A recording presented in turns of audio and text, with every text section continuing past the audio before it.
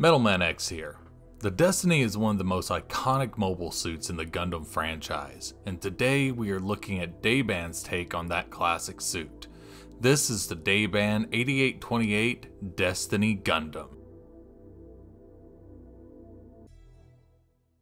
As always, this review is brought to you by our good friends over at Gundam Central. Check them out, the link will be in the description. They're my go-to place for anything third-party or independent release. Coming in at around 20 centimeters, the Dayban 8828 Destiny is a kit that is the definition of death by 1,000 cuts. With numerous fitting issues and an inability to hold most of his accessories, the Dayban Destiny is not a kit for those who aren't prepared to put the extra effort, that blood, sweat, and tears into this kit. That's not to say though that there isn't a lot of value in this kit. Dayban did a lot of things right here. It's just the problems mount up over time. Being based on the metal build, we should expect to see a good amount of articulation with this build. The head has really great articulation, allowing for some great posing. The arms and shoulders have some very good articulation. We are able to slide it out back and forth, and we have some good rotation on the arm joints. We have a rotation on the upper arm as well as on the forearm, which allows you to have a bit more normality to your posing. It's a lot more organic, which I really like.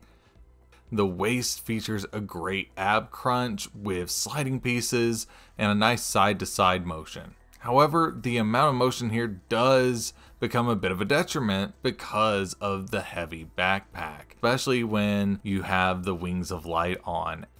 The waist itself was a whole different problem. These pieces right here have some great articulation, but I'm just waiting for them to snap. The manual really works against this here. Where the legs are supposed to plug in, those pieces are flipped backwards in the manual, so be aware of that. We do have some great articulation though here on the legs. You get some really good pullback. While the kit is heavily undergated, be prepared to deal with some noticeable nub marks. The lacquer paint on this kit is really great and durable. I enjoyed the combination of mattes and metallics that were used.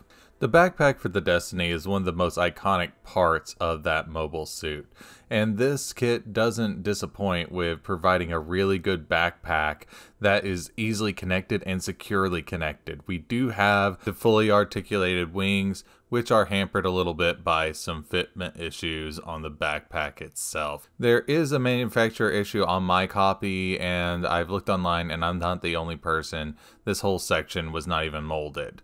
Now we can fit the Wings of Light on this kit using these adapters.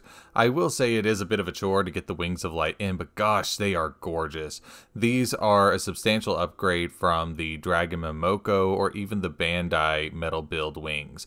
We do have a rigid outer body with some amazing paint work on there, but they are just a hassle to get in, and they are just so heavy for this kit.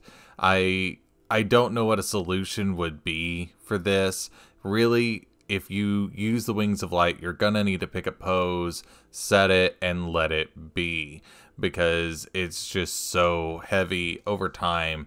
I really think this is going to break down that waist joint and make it hard to pose. To help alleviate some of this pressure and weight, there are these little plastic holders that can fit into the backpack that help support the wings.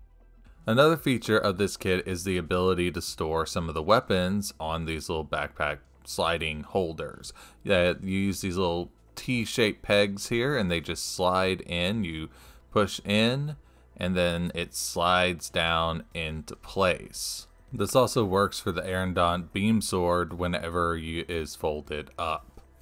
Speaking of accessories, we do have the beam boomerangs with some really great painted / clear plastic. These can be stored on the shoulders and can be used as either that boomerang or as a beam sword.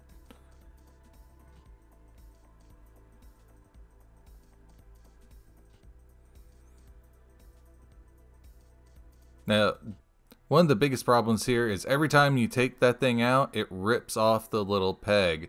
So you have to go into the shoulder and perform surgery to get that thing back out to be able to use it. So that's a bit of a pain. Next up is the anti-beam shield, and I absolutely love the colors on this. I think it looks absolutely gorgeous. One issue with it, just for me, is in canon, this is supposed to be a shield that is collapsible. Unfortunately, no collapsing gimmick here.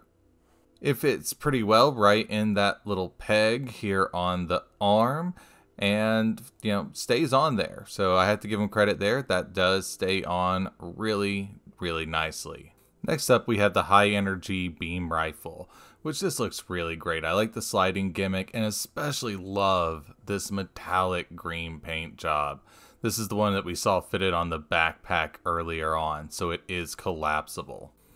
We also have a standard issue beam rifle, which, keep it simple. Seriously, this is a really great piece here. It fits well in the hands. They do use pegs, and there are 2 different size pegs, so make sure you're using the right one.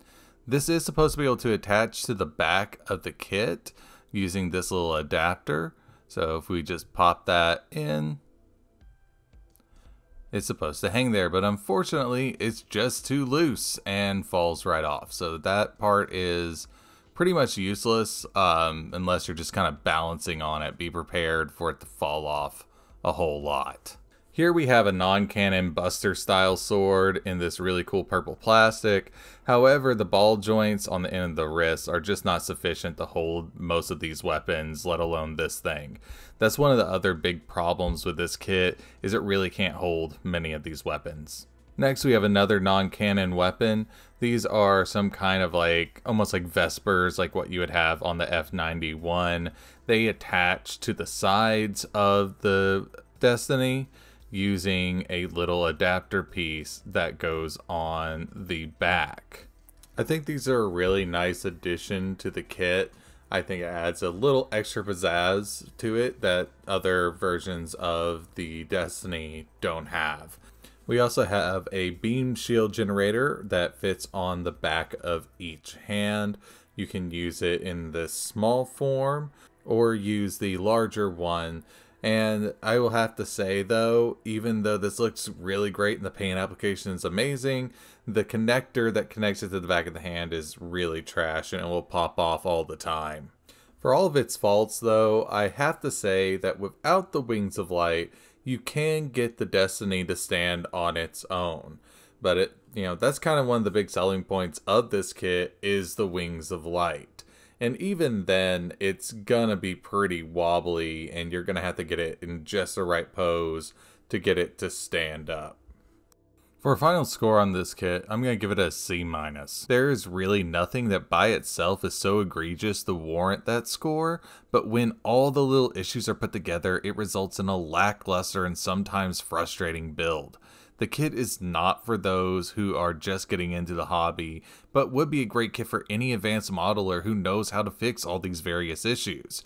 I love the colors and the details of this kit, and the Wings of Light are a substantial upgrade from the previous Dragon Momoko version, but the kit itself is not a true upgrade. Well, that's going to do it for this review, and we'll see you next time here on Metal Man X Builds.